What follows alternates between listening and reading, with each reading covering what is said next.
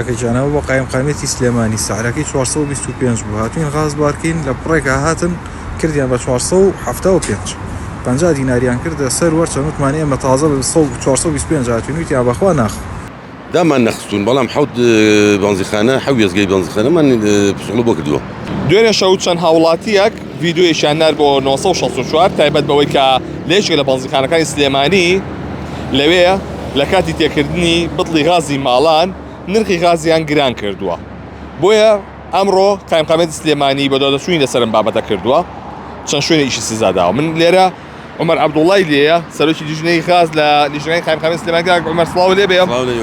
ئیجراتی چیتان کردو ئەمڕۆ تایبەت بەوەی کە نرخی غاز گران کراوە لە هەندێک لە بەنزیخانەکان؟ من ئەمڕۆ لە دوای ڕیپۆرتەکەی جەناب ڕیپۆرتاژی کردان لەلایەن لیژنەی باڵای قایمقامێت و هەم جەنابی کاک فازیل ئاگادار کراینەوە کە چەند بەنزیخانەیەک هەستاون بە گرانکردنی نرخی غاز LPG لیتر بەڕاستی ئێمەش دەستمان کرد بە پسوڵە بۆکردنان.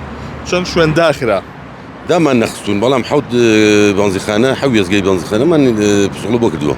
باشە ئەوان هۆکارەکان ڕوون نەکردەوە بۆچی ئەم نرخیان گران کردو لەو کاتەیە؟ هیچ دینێکیان نەبوو بەڵام مبەریرێکیان نەبوو لەبەرەوەی پێرێ بە 350 بووە پێرێ دوێنێ بە 400 بووە ئەمڕۆ کردویان بە 470 دینار 475. وەزعی غاز چۆنە؟ سلێمانی گرفتی کەمی غازی بە دروست نابێت؟ لەمڕۆ هیچ کێشێکمان نییە. ئێوە چۆن لیژنەکانتان زیاتر بڵاوەکەنەوە لە سلێمانیە بۆی کە قۆڕەخکاری ڕوونەیەت؟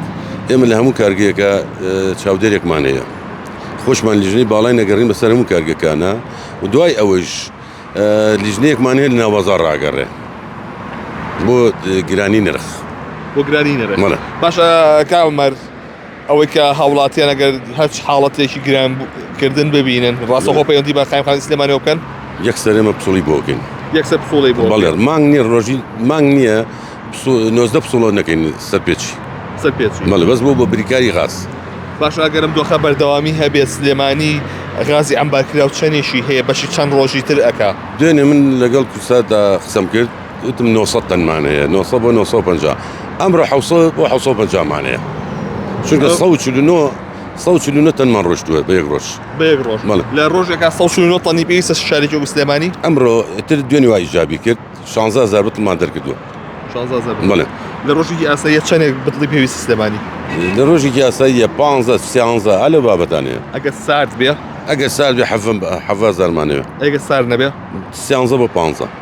دەستەکان نەخۆش بێ. بەڵێ کە جوبیسی بوون ئەمە تایبەتە بە بەدادچوونی لیژنەکانی قایمقامێت لیژنەی غاز بۆی هیچ قۆڕەخکاریەک لە ناو شاردا ڕوونەدات وەکوی کە باسیشی کرد سەرۆکی لیژنەی غاز لە لیژنەکانی قایمقامێتی سلێمانی کە لە ئێستادا گرفتی کەمی غاز نییە بۆیە پێویست ناکە هاوڵاتیان تیس و دڵڕاوچیان بۆ دروست بێت. نزیکەی لە ڕۆژێکدا سلێمانی پێویستی بە نزیکەی 15000 بتڵ غاز هەیە بۆیە لە ئێستادا بوونی هەیە ئەمە ئەوان هەوڵەیەن کە ڕێکاریش بدۆزنەوە بۆی کە ئەم گرفتە دروست نەبێت لە سلێمانیدا.